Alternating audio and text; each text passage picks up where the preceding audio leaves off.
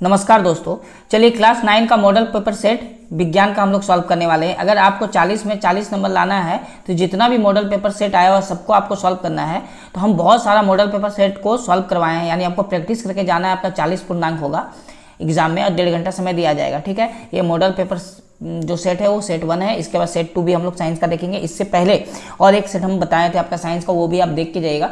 जितना सेट आप प्रैक्टिस करिएगा उतना अच्छा आपका एग्जाम जाएगा। ठीक है, चलिए तो हम लोग देखते हैं पहला क्वेश्चन। ये हम लोग प्रैक्टिस करके जाएंगे। बहुत ही अच्छा क्वेश्चन है। पहला, निम्न में कौन सदिश नहीं है? आपसे पूछा सदिश राशि नहीं है। ठीक है, विस्थापन सदिश राशि है, त्वरण भी है, वेग भी है, लेकिन दूरी जो है ना ये सदिश राशि नहीं हो सकता है। तो आपसे पूछा था कौन सा सदिश राशि नहीं है, तो क्वेश्चन नंबर 1 का हम लोग का आंसर हो जाएगा ऑप्शन नंबर डी, दूरी। दूरी क्या है? सदिश राशि नहीं आता है दूरी में। देखिए क्वेश्चन नंबर 2 में लिखा है वेग परिवर्तन की दर को क्या कहते हैं? तो वेग परिवर्तन की दर को त्वरण कहते हैं, यानी क्वेश्चन नंबर 2 का सही आंसर ऑप्शन नंबर बी हो जाएगा, त्वरण। क्वेश्चन नंबर 3 में लिखा है चाल और वेग का मात्रक होता है, चाल और वेग दोनों का मात्रक होता है मीटर पर सेकेंड, यानी क्वेश्चन नंबर 3 का सही आंसर ऑप्शन नंबर ए हो जाएगा, मीटर पर सेकेंड। क्वेश्चन नंबर 4 में लिखा ओडोमीटर मापता है। देखिए आपका जो वाहन होता है ना, बाइक, कार, उसमें एक मीटर होता है जो तय किया गया दूरी को मापता है, उसे ओडोमीटर कहते हैं, यानी क्वेश्चन नंबर 4 का सही आंसर ऑप्शन नंबर डी हो जाएगा, दूरी। दूरी को नापता है कौन? ओडोमीटर एक यंत्र है जो दूरी को मापता है। ठीक है, देखिए क्वेश्चन नंबर 5, इसमें लिखा है मीटर प्रति सेकेंड, ठीक है, 20 मीटर प्रति सेकंड का किलोमीटर पर आवर में मान होगा।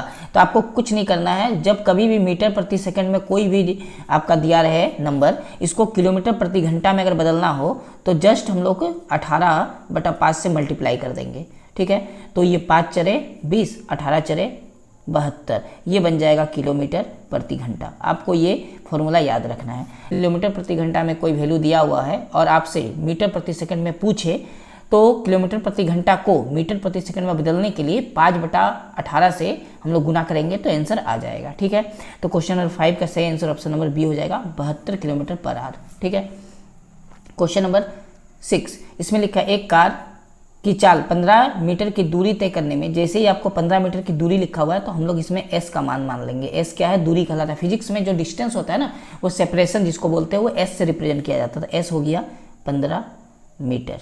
ठीक है, 15 मीटर एस हो गया।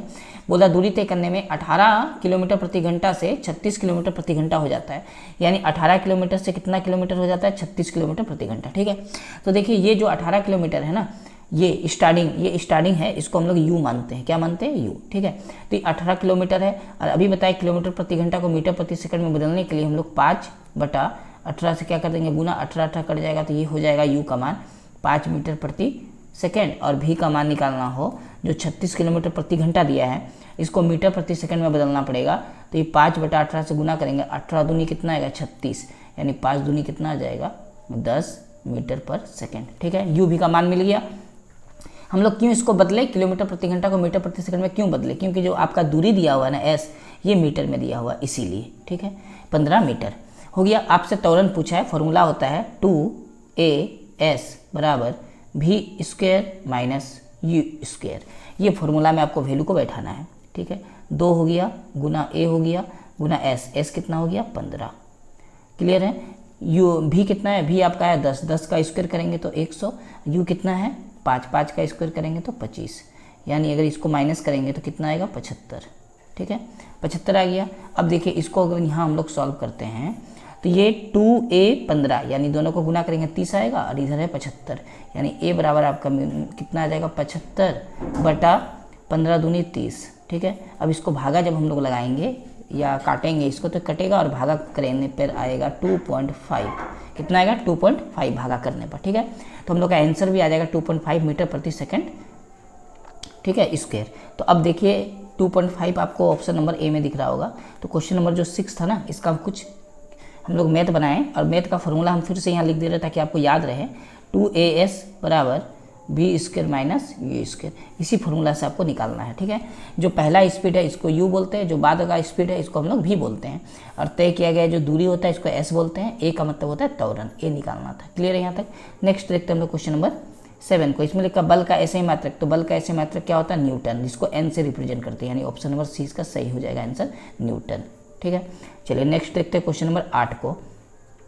क्वेश्चन नंबर 8 में लिखा हुआ है 1 न्यूटन किसके बराबर होता है, तो 1 न्यूटन जो होता है ना वो 1 kg मीटर पर सेकंड स्क्वायर के बराबर होता है, यानी हम लोग का ऑप्शन ए सही हो जाएगा क्वेश्चन नंबर 8 का। बस आपको ये वैल्यू याद रखना है। इसमें लिखा है क्वेश्चन नंबर 9 में 3 पिंड ए बी सी के द्रव्यमान 5 किलो 2 किलो 10 किलो है, ठीक है।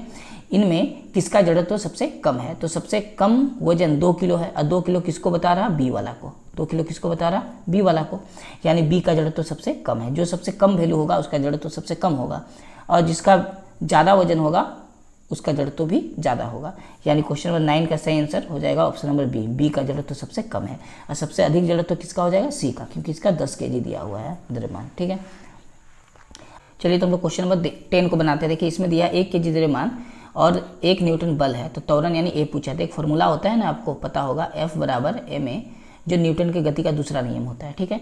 तो एक फोर्स कितना दिया है, बल कितना दिया है, F मतलब बल 1 न्यूटन, तो 1 हुआ, बराबर m कितना दिया है, 1 गुना a, है ना, गुना क्या हो गया a। अब इसको हम लोग जब सॉल्व करेंगे तो सॉल्व करने पर a बराबर तो 1 ही आएगा ना, a बराबर क्या आएगा, 1 ही आएगा। तो 1 तो आ गया, ये किस में आ जाएगा, kg, जैसा कि यहाँ पर ही दिया हुआ है, और a का हम लोग का त्वरण का मात्रक ही होता है मीटर प्रति सेकंड स्क्वायर, यानी ऑप्शन डी हो जाएगा 1 मीटर पर सेकंड स्क्वायर, क्योंकि त्वरण कैसे मात्रक मीटर प्रति सेकंड स्क्वायर होता है ना, मीटर प्रति सेकंड स्क्वायर, ठीक है। तो क्वेश्चन नंबर 10 का सही आंसर ऑप्शन नंबर डी हो जाएगा। क्वेश्चन नंबर 11 न्यूटन के गति के पहले नियम से मिलता है, तो न्यूटन का जो गति का पहला नियम है इसी को जड़त्व का नियम भी कहते हैं, यानी ऑप्शन बी सही आंसर हो जाएगा। जड़त्व की परिभाषा मिलता है न्यूटन के गति के पहले नियम से। क्वेश्चन नंबर 12 को देखेंगे। क्वेश्चन नंबर 12 में लिखा है न्यूटन गति के कौन से नियम से बल मापने का सूत्र मिलता है। बल मापने का सूत्र का मतलब क्या हो गया, F बराबर ma, ये न्यूटन के दूसरे नियम से आता है ना, तो ये आंसर हो जाएगा ऑप्शन नंबर बी, दूसरे नियम से। क्लियर है यहाँ तक।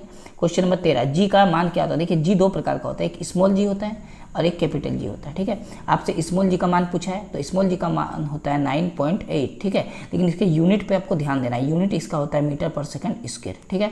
और कैपिटल जी जो होता है ये कांस्टेंट वैल्यू होता है, आपको इसका मान भी याद कर लेना है, ठीक है। आप इसका मान क्या होता है आप याद कर लीजिएगा। और नेक्स्ट हम लोग देखते हैं क्वेश्चन नंबर 14, लेकिन 13 का आंसर क्या होगा, 13 का आंसर हो जाएगा ऑप्शन नंबर बी, 9.8 मीटर पर सेकंड स्क्वायर। क्वेश्चन नंबर अब देखते हैं हम लोग कितना 14 को। इसमें देखिए क्या है लिखा है 60 kg द्रव्यमान के किसी मनुष्य का चंद्रमा पर भार होगा अगर जी का मान 10 है, ठीक है।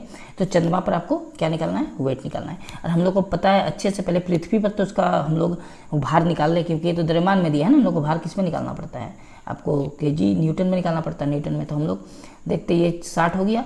अब 60 को हम लोग 10 से गुना करेंगे, क्योंकि वेट बराबर क्या होता है, वेट बराबर m होता है और g होता है। एक बार हम लोग देख लेते हैं फॉर्मूला से, w बराबर क्या होता है, तो w बराबर जो फॉर्मूला होता है वो होता है mg, क्या होता है mg। तो m का मान हो गया 60 और g का मान 10, यानी कितना न्यूटन आ जाएगा, 600 न्यूटन। अब चंद्रमा पर अगर पूछेगा ना मून पर, तो मून पर निकालने के लिए m फॉर मून, ठीक है।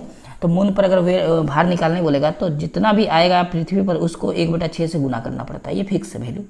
6 से कट जाएगा कितना बार में, 100, यानी आएगा कितना, 100 न्यूटन, 100 न्यूटन। तो हम लोग का आंसर कौन सा हो जाएगा, ऑप्शन नंबर सी हो जाएगा, ठीक है। देखते हैं क्वेश्चन नंबर 15 को। क्वेश्चन नंबर 15 में लिखा हुआ है कि शरबत बनाते समय पानी में चीनी मिलाने पर चीनी पानी में मिल जाता है, यह पदार्थ के कणों के किस गुण को प्रदर्शित करता है, ठीक है। तो ये चीनी शरबत बनाते समय पानी में इसलिए मिल जाता है क्योंकि पानी के कणों के बीच रिक्त स्थान पाया जाता है, यानी क्वेश्चन नंबर 15 का सही आंसर ऑप्शन नंबर ए हो जाएगा, पदार्थ के कणों के बीच रिक्त स्थान होता है। क्वेश्चन नंबर 16 में लिखा है निम्नलिखित में से कौन पदार्थ का उदाहरण है, तो शीतल पेय एक पदार्थ है, बाकी कोई पदार्थ नहीं है, यानी क्वेश्चन नंबर जो आपका 16 है ना, इसका सही आंसर ऑप्शन नंबर सी हो जाएगा, शीतल पेय। शीतल पेय क्या होता है, कोल्ड ड्रिंक होता है, ठीक है। उसके बाद हम लोग क्वेश्चन नंबर 17 को सॉल्व करेंगे। देखिए क्वेश्चन नंबर 17 में लिखा है दो विभिन्न पदार्थों के कणों का स्वतः मिलना क्या कहलाता है, तो विसरण कहलाता है, यानी क्वेश्चन नंबर 17 का सही आंसर ऑप्शन नंबर ए हो जाएगा, विसरण। क्लियर है यहाँ तक। नेक्स्ट हम लोग देखेंगे क्वेश्चन नंबर 18 को। क्वेश्चन नंबर 18 में दिया हुआ है किसी तत्व के द्रव्यमान प्रति इकाई आयतन को क्या कहते हैं, तो घनत्व कहते हैं, ठीक है, यानी क्वेश्चन नंबर 18 का सही आंसर ऑप्शन नंबर ए हो जाएगा, घनत्व। क्वेश्चन नंबर 19 देखिए 19 में लिखा हुआ है 2 gram hydrogen 16 gram oxygen, 2 gram hydrogen 16 gram oxygen के साथ मिलकर 18 ग्राम जल का निर्माण हुआ ना, तो यह किस नियम को प्रदर्शित करता है, तो देखिए पहले तो 2 ग्राम हाइड्रोजन रहा और प्लस 16 ग्राम ऑक्सीजन रहा, तो इससे जो निर्माण होगा वो 18 ग्राम का जल बना, तो इधर भी 18 है इधर भी 18 है, यानी बैलेंस हम लोग का हो गया, इधर जो है सो इधर भी है ना, तो इसको द्रव्यमान संरक्षण का नियम कहते हैं, यानी क्वेश्चन नंबर 19 का सही आंसर ऑप्शन नंबर ए हो जाएगा, द्रव्यमान संरक्षण का नियम। नेक्स्ट देखते हैं हम लोग क्वेश्चन नंबर 20 को। इसमें लिखा है जल में हाइड्रोजन जल में हाइड्रोजन एवं ऑक्सीजन के द्रव्यमान का अनुपात सदैव 1:8 होता है। आपको कहीं से भी आप पानी निकाल लीजिए, जैसे कि तालाब से आप पानी ले आइए एक मग, या नदी से लाइए, या आप नल से लाइए, कहीं से भी आप पानी लाइए, एक मग लाइए, 1 लीटर लाइए, 2 लीटर, 10 लीटर, 50 लीटर, या 1 लीटर, या 1 ग्राम, जितना भी आपको पानी लाना है, उसका हमेशा उसमें जो हाइड्रोजन और ऑक्सीजन का रेशियो होगा ना, वो हमेशा 1:8 ही होगा, फिक्स है वो। 1 चम्मच पानी का भी आप हाइड्रोजन और ऑक्सीजन का द्रव्यमान नापें तो भी 1:8 होगा, और पूरे कुआं का पानी का भी हाइड्रोजन और ऑक्सीजन का अनुपात, द्रव्यमान का अनुपात निकाले तो भी 1:8 ही होगा, 1:8 ही होगा, फिक्स है। इसी को बोलते हैं स्थिर अनुपात का नियम। स्थिर माने क्या है, एकदम फिक्स है, ठीक है। अनुपात का मतलब हो गया रेशियो वैल्यू। तो क्वेश्चन नंबर 20 का सही आंसर ऑप्शन नंबर बी हो जाएगा, स्थिर अनुपात का नियम। चलिए क्वेश्चन नंबर हम लोग अब 21 को देखेंगे। 21 में लिखा हुआ है परमाणु त्रिज्या को किस मात्रक में नापते हैं। तो परमाणु की जो त्रिज्या होता है उसको नैनोमीटर में नापते हैं, यानी क्वेश्चन नंबर 21 का सही आंसर ऑप्शन नंबर ए हो जाएगा, नैनोमीटर। क्वेश्चन नंबर 22 में लिखा है परमाणु द्रव्यमान को किस इकाई में नापते हैं। तो परमाणु ये द्रव्यमान है, इसको हम लोग यू लिखते हैं। परमाणु द्रव्यमान जब निकालते हैं तो किस में लिखते हैं, यू में, यानी 22 का आंसर हो जाएगा option number D. Question number 23 में लिखा है किस पदार्थ का सूक्ष्मतम कण जो स्वतंत्र रूप में रह सकता है कहलाता है। जो इंडिपेंडेंट यानी सूक्ष्मतम रूप में जो रह सकता है, स्वतंत्र रूप में जो रह सकता है, सूक्ष्मतम मतलब का छोटा से छोटा कण, और आज़ाद रह सकता है यानी स्वतंत्र रूप में, वो होता है अणु, ठीक है। तो हम लोग का सही आंसर क्या हो जाएगा, ऑप्शन नंबर बी। ये बोला है स्वतंत्र, आपको ध्यान देना है। सबसे छोटा केवल पूछेगा सूक्ष्मतम कण, तो वो परमाणु होता है, लेकिन सूक्ष्मतम भी हो साथ में इंडिपेंडेंट भी हो यानी स्वतंत्र हो, तब अणु आएगा, ठीक है। क्वेश्चन नंबर अब हम लोग देखेंगे 24 को, ठीक है। तो देखिए क्वेश्चन नंबर 24 में लिखा है जल की परमाणुकता कितनी होती है। तो जल का फॉर्मूला आपको याद होगा H2O। H कितना हो गया 2, हाइड्रोजन 2 है, और ऑक्सीजन कितना 1, यानी टोटल कितना हो गया 3। तो ऑप्शन सी सही आंसर हो जाएगा, ठीक है। क्वेश्चन नंबर 25 निम्नलिखित में से किस यौगिक की परमाणुकता 5 है, ठीक है। तो कैल्शियम कार्बोनेट का सूत्र आपको पता होना चाहिए, क्या होता है कैल्शियम कार्बोनेट का सूत्र, CaCO3। तो अब देखिए इसमें 5 गो होना चाहिए, ठीक है। तो CaCO3 में Ca कितना है 1, C कितना है 1, O कितना है 3, टोटल कितना आ गया 5, टोटल कितना आ गया 5, यानी हम लोग का सही आंसर ऑप्शन नंबर सी हो जाएगा क्वेश्चन नंबर 25 का, ठीक है। क्वेश्चन नंबर 26 में लिखा है कैल्शियम हाइड्रोक्साइड का सूत्र क्या होता है, CaOH2, यानी क्वेश्चन नंबर 26 का सही आंसर ऑप्शन नंबर बी होगा। तो क्वेश्चन नंबर 27 में लिखा है नाइट्रिक अम्ल का आणविक द्रव्यमान ज्ञात कीजिए। तो नाइट्रिक अम्ल का आपको फॉर्मूला पता होना चाहिए, जिसका सूत्र होता है HNO3। तो H का परमाणु द्रव्यमान कितना होता है 1, नाइट्रोजन का 14 होता है, प्लस ऑक्सीजन का कितना होता है 16, तो 3 बार आया है 16, ठीक है। चलिए इसको सॉल्व करते हैं, 14 और 1 15 हो गया, 16 तिया 48 हो गया। इसको सॉल्व करते हैं, सॉल्व करने पर कितना आएगा 16 तिया 48, 8 5 13 का 3 हाथ में 1, 4 5 और 1 63, यानी ऑप्शन नंबर ए सही आंसर हो जाएगा, ठीक है। आपको पता होना चाहिए द्रव्यमान H का 1 होता है, N का द्रव्यमान 14 होता है, O का द्रव्यमान 16 होता है, लेकिन O 3 बार आया है, तो इसीलिए 16 तिया 48 कर देंगे, ठीक है। चलिए इसके बाद देखते हैं हम लोग क्वेश्चन नंबर 28 को। क्वेश्चन नंबर 28 में लिखा है कोशिका की खोज किसने की। तो कोशिका की खोज रॉबर्ट हुक ने की, यानी क्वेश्चन नंबर 28 का सही आंसर ऑप्शन नंबर ए हो जाएगा, रॉबर्ट हुक, ठीक है। चलिए नेक्स्ट देखते हैं हम लोग क्वेश्चन नंबर 29 को। क्वेश्चन नंबर 29 में लिखा है निम्नलिखित में कौन जीव एक कोशिकीय होती है। तो पैरामीशियम एक कोशिकीय जीव है, अमीबा भी एक कोशिकीय जीव है, तो ऑप्शन में अमीबा तो है नहीं, तो पैरामीशियम हो जाएगा, ठीक है। इसके अलावा क्वेश्चन नंबर 30 में लिखा है पादप कोशिका की सबसे बाहरी परत को क्या कहते हैं। तो पादप कोशिका की सबसे बाहरी परत को कोशिका भित्ति कहते हैं, यानी क्वेश्चन नंबर 30 का सही आंसर ऑप्शन नंबर बी हो जाएगा। क्वेश्चन नंबर 31 में लिखा कोशिका भित्ति बनी होती है। तो कोशिका भित्ति सेलुलोज की बनी होती है, यानी ऑप्शन सी इसका सही आंसर हो जाएगा, सेलुलोज, ठीक है। नेक्स्ट क्वेश्चन नंबर 32 कोशिका झिल्ली का कोशिका के बाहर से अपने भोजन तथा अन्य पदार्थों के ग्रहण करने की प्रक्रिया को क्या कहते हैं। इसको इंडोसाइटोसिस कहते हैं, यानी क्वेश्चन नंबर 32 का सही आंसर ऑप्शन नंबर बी हो जाएगा, इंडोसाइटोसिस। क्वेश्चन नंबर 33 कोशिका में अनुवांशिक गुणों की सूचना कहाँ होती है। तो गुणसूत्र में होती है, यानी ऑप्शन नंबर डी इसका सही आंसर हो जाएगा, गुणसूत्र।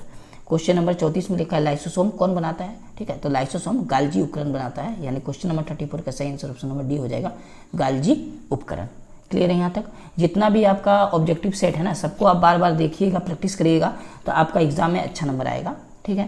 क्वेश्चन नंबर 35 किसी विशेष कार्य को करने के लिए कोशिका एक विशेष समूह बनाती है, इस समूह को क्या कहते हैं। तो इस समूह को हम लोग उत्तक कहते हैं, यानी ऑप्शन सी सही आंसर हो जाएगा, उत्तक। क्वेश्चन नंबर 36 में लिखा है तना के शीर्ष भाग में कौन उत्तक पाया जाता है। तो जो तना होता है इसके सबसे ऊपर भाग में पूछा कौन सा उत्तक होता है, तो इसमें विभज्य योतक होता है, यानी ऑप्शन ए इसका सही आंसर हो जाएगा, विभज्य योतक। अब देखते हैं हम लोग क्वेश्चन नंबर 37 को। 37 में लिखा है पौधों में पत्तियों द्वारा बने हुए भोजन का संवहन पौधे के सभी भागों में कौन ऊतक करता है। तो जब कभी आपको भोजन का संवहन बात करें पौधों में तो हमेशा आंसर फ्लोएम आता है। तो इसीलिए क्वेश्चन नंबर 37 का सही आंसर ऑप्शन नंबर बी हो जाएगा फ्लोएम। लेकिन आपका जल का बात करें तो जाइलम होगा, ठीक है, लेकिन इसमें फ्लोएम है इसलिए आंसर बी होगा। 38 में लिखा है अस्थि एवं मांसपेशी को जोड़ने वाली रचना जो होती है उससे क्या कहते हैं, तो उसे टेंडेन कहते हैं। यानी क्वेश्चन नंबर 38 का सही आंसर ऑप्शन नंबर बी हो जाएगा टेंडेन, ठीक है। चलिए नेक्स्ट देखते हैं हम लोग क्वेश्चन नंबर 39 को। तो क्वेश्चन नंबर 39 में लिखा हुआ है नारियल के रेशे में कौन ऊतक पाया जाता है। तो नारियल के रेशे में स्क्लेरेनोकाइमा ऊतक पाया जाता है, यानी ऑप्शन सी इसका सही आंसर हो जाएगा स्क्लेरेनोकाइमा, ठीक है। ये मृत ऊतक भी कहलाता है, स्क्लेरेनोकाइमा जो होता है ना वो मृत ऊतक होता है, ठीक है। क्वेश्चन नंबर हम लोग अब 40 को देखेंगे, जो आखिरी क्वेश्चन है इस सेट का। इसमें लिखा हुआ अस्थि एक ऊतक है, ठीक है। कैसा ऊतक है, तो ये कनेक्टिव टिश्यू है, यानी ऑप्शन नंबर ए हो जाएगा संयोजी ऊतक, जो जोड़ता है एक दूसरे को। तो अस्थि कैसा ऊतक है, संयोजी ऊतक है। क्वेश्चन नंबर 40 का ये आंसर हो गया ऑप्शन नंबर ए, ठीक है। तो हम लोग का ये क्लियर है, पूरा समझ में आपको आ गया होगा। जितना भी ऑब्जेक्टिव टाइप का क्वेश्चन था इसमें 40 हम लोग सबका आंसर देखे जल्दी जल्दी, ठीक है। तो आप जितना भी ऑब्जेक्टिव क्वेश्चन है ना सारे को आप सॉल्व करके एग्जाम देने जाइएगा, आपका एग्जाम में बहुत ही अच्छा नंबर आएगा। और क्वेश्चन रिपीटेड आता है, मैक्सिमम क्वेश्चन रिपीट आता है, इसीलिए जितना सेट का क्वेश्चन है ना सब आपको सॉल्व करके जाना है, ठीक है। चलिए तो हम लोग मिलते हैं नेक्स्ट वीडियो में। जय हिंद।